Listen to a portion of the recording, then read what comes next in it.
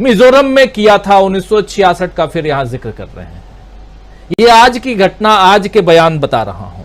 तो आप बिल्कुल सही कह रहे हैं कि इन चीजों को लाना चाहिए, इस पर चर्चा करनी चाहिए और ऐसी तमाम चीजों को, चाहे आईपीसी एक्ट हो, चाहे सीईसी हो, इलेक्शन कमीशन की बात कर रहा हूं, चाहे और भी हो, इन सबको सामने लाना चाहिए। इस पर भी चर्चा होनी चाहिए और चर्चा वो भी होनी चाहिए कि आरपीएफ का जवान जो है वो 4 लोगों को मारकर जो डायलॉग बोल रहा है वो आखिर इसकी नौबत क्यों आ रही है और इन सब का क्या असर देश की जनता पे पड़ रहा है, क्या असर पॉलिटिक्स पे भी पड़ रहा है, क्या असर सत्ता पक्ष पे पड़ रहा है, क्या असर विपक्ष पे पड़ रहा है। क्लोजिंग कमेंट के लिए आना चाहूंगा सीधा अजय शुक्ला जी।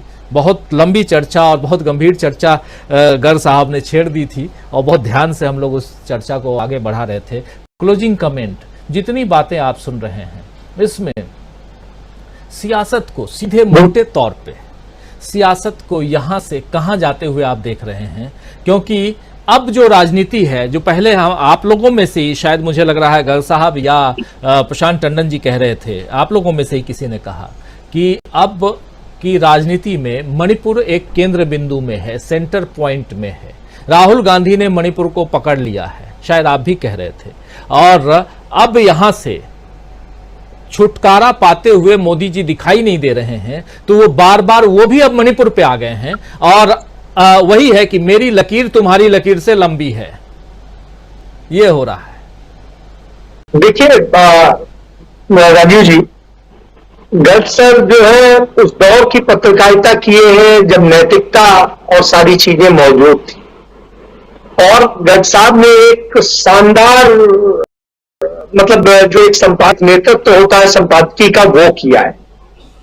तो वो तमाम सारी चीजों को समझते रहे, देखा है उन्होंने देश के एक कोने से दूसरे कोने तक, और समझाया। तो जो उन्होंने कहा मैं उसको पूरी तरह से इंडोर्स करते हुए उसके आगे कहता हूं। मेरा अपना मानना है कि जिस तरीके से मणिपुर में हुआ है, जिस तरीके से भारतीय जनता पार्टी ने उसे गुजरात में एक प्रयोगशाला बनाई थी, वैसी ही एक प्रयोगशाला मणिपुर में बनाई है, और ऐसी ही प्रयोगशाला देश के तमाम जगह पर छोटी छोटी सी प्रयोगशालाएं चल रही है, जिसका नतीजा था वो चेतन सिंह, जिसने ट्रेन के भीतर इतने बीभत्स ढंग से हत्या करी, और उसके बाद में भारतीय जनता पार्टी से जुड़ा हुआ एक डॉक्टर मथुरा में फर्जी वो दिखाता है कि इसका तो हमारे पास आया था, हमने इसका पर्चा बनाया। उसका कोई सबूत मौजूद नहीं है, लेकिन उसने पर्चा बनाया था कि मानसिक रूप से, जिससे कि, और पुलिस ने खट से वही वो पकड़ा और कहा वो तो मानसिक रूप से हुआ। लेकिन जब वीडियो सब कुछ सामने आए तो पता चला कि ये 100% झूठ है, वो कोई मानसिक रूप से वैसे नहीं, और किस तरीके से क्या कर रहा है और क्या है सब कुछ सामने। अब उसको एक कहानी बनाने की कोशिश की जा रही है। निश्चित रूप से ये छोटी छोटी सी प्रयोगशालाएं हैं, जो कहीं ट्रेन के डिब्बे में है, कहीं किसी मोहल्ले में है, कहीं किसी शहर में है, कहीं किसी राज्य में है, और यह चल रहा है।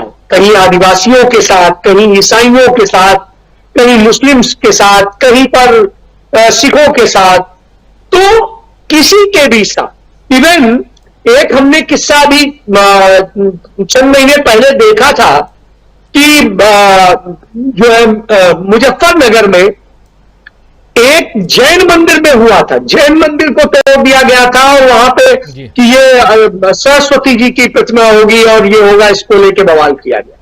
मतलब इनके लिए, और यही बिल्कुल सेम जैसा किस्सा छत्तीसगढ़ में हुआ था, जहां जैन धर्म के एक स्थान को किस तरीके से वो करने की कोशिश की गई थी, और भाजपा सरकार ने किस तरीके से एक नोटिफिकेशन जारी करके उसको एक पूरी लड़ाई में झोंका था, जिससे उस वोट बैंक को कैसे पाया जाए।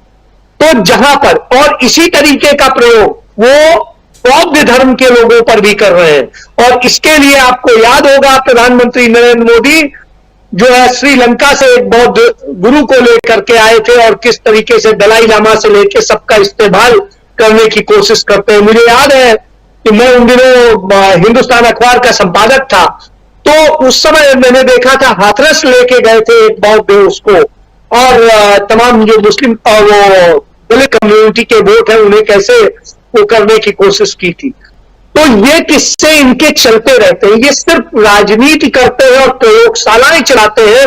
वो प्रयोगशालाएं नफरत उपजाने की होती है, एक से दूसरे को लड़ाओ और फिर उसके बाद में बड़ा वाला वोट बैंक पकड़ लो और उसको लेकर कैसे सत्ता हासिल करो। इनको दर्द महसूस नहीं होता है, क्योंकि ये हत्याएं लाशों पर अपनी जो लाशों को है अपनी सीढ़ियां बनाते हैं और उन पर सत्ता का सिंहासन बिठाते हैं। तो यह एक सत्य है, और ये मैं ऐसे नहीं कर रहा हूं।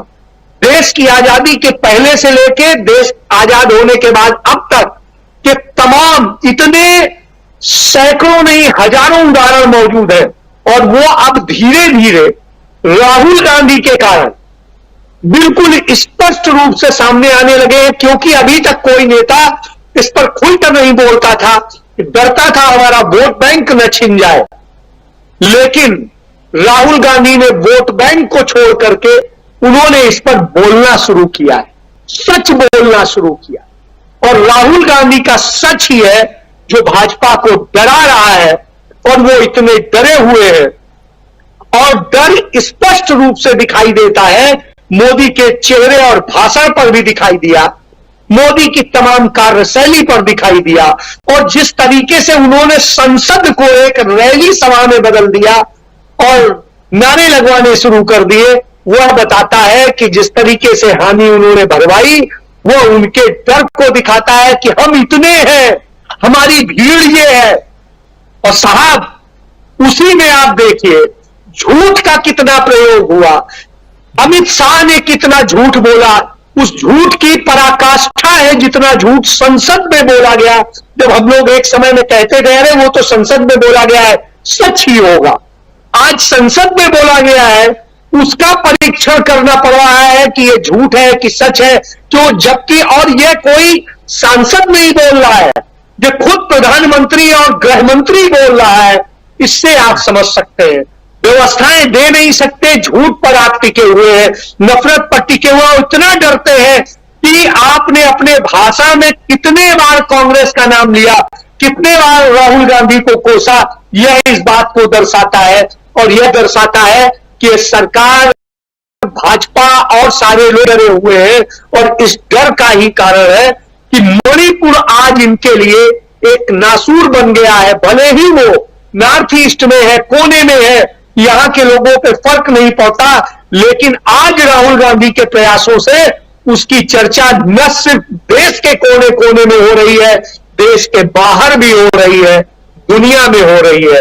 और दुनिया या भारत के अंदर नफरत का तमाशा देख रही है, जो हम सब देख रहे हैं। जी जी जी। जो और इसमें एक चीज और जोड़ना चाहूंगा।